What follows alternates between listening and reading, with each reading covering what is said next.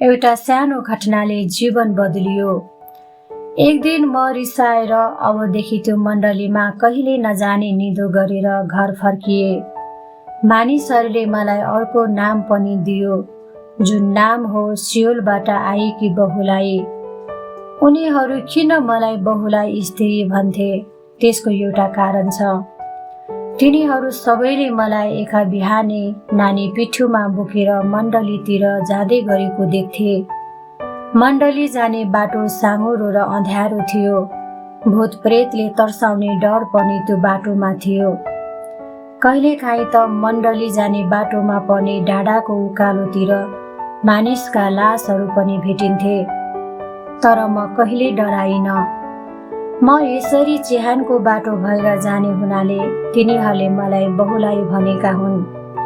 म भन्दा अघि सियोलमा पुग्ने मेरो श्रीमानले मलाई अब सब ठिक भयो भन्नुभयो। उहाँले मलाई सबै नानीहरू लिएर सियोलमै आउनु भनी बोलाउनु भएको थियो।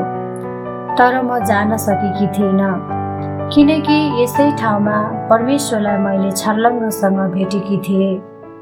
मैले धानबारीमा भेटेकी बहिनी सुश्री मुङ हावा योङ रहेछिन्। उनी प्रार्थना गर्ने डाँडाको पास्टर यु जोईलाई सहायता गर्ने गर्दिरहेछिन्। मैले पनि पास्टर यु जोईबाट दैनिक रूपमा कसरी मानिसहरूलाई सेवा र प्रेम गर्नुपर्ने रहेछ भन्ने कुरा सिके। मण्डलीमा ली नामकी सदस्यलाई पनि मैले भेटे। उनी एकदमै गरिब परिवारबाट आएकी रहेछिन्। उनी आफूलाई श्रीमानले सधैँ सराप्ने र कुट्ने गर्दा पनि प्रत्येक हप्ताको सेवा सधैँ नछुटाइकन आउने गर्थिन्। उनले आफ्ना नानीहरूलाई पनि सेवामा ल्याउने गर्थिन्। पास्टर यु जोईले मलाई भन्दा अलि बढी उनको रेखदेख गर्नुहुन्थ्यो। म उहाँकी खास शिष्य थिएँ, त्यही पनि लीतिरै उहाँ अलि बढी ध्यान दिनुहुन्थ्यो। त्यसैले म रिसाएँ। त्यही दिन मेरो सानो छोरालाई चर्को ज्वरो आयो। प्रार्थना गर्दै बरफको एउटा ढिको मैले उसको निधारमा राखिदिएँ। अझै पनि ज्वरो रहि नै रह्यो। म डराउँदै छोरालाई पिठ्युमा बोकेर मण्डलीतिर दौडिएँ। जब मैले मण्डलीको ढोका खोले तब पास्टर मुङ वेदी अगाडि बसेर प्रार्थना गर्दै हुनुहुँदो रहेछ। म त्यस दिन चाँडै घर फर्केकोले उहाँ चिन्तित हुनुहुन्छ भन्ने थाहा पाएकीले बिस्तारै उहाँको नजिक गए।